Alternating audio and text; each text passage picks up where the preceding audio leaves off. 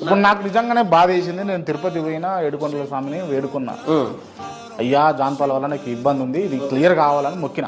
Okay, అది immediate గా with in the hours అయిపోయింది నాకు. ఓకే, ఆ దేవుడు ఉన్నట్టే కదా. ఓకే, నేను దాన్ని అనట్లేదు, నేను దాన్ని అనట్లేదు, ఉన్నట్టే కదా, నేను దాన్ని అనట్లేదు. ఒకవేళ ఆ దేవుడే లేకపోతే అది జరగదు కదా అని అంటాను. వినండి, బైబిల్లో చాలా స్పష్టంగా చెప్పకుండా మాట ఏంటంటే, నేను చదివి వినిపిస్తాను, చదవండి, బ్రహ్మాండంగా చదవండి. ద్వితీయోపదేశకాండం 13వ అధ్యాయంలో ఒక మాట రాయబడింది.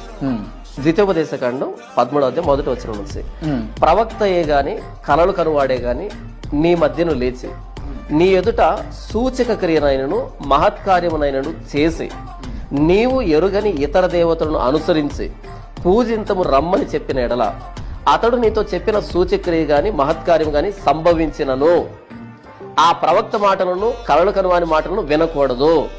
ఇక్కడ ఏమని రాస్తున్నాడు అంటే, వాళ్ళు చెప్పిన మాట సంభవించినా సరే జరిగినా సరే వాటిని మీరు వినకూడదు అని చెప్తున్నాడు. పకడ్బందీగా రాశారు బైబిల్. దేవుడు రాయించాడు, దేవుడు రాయించాడు.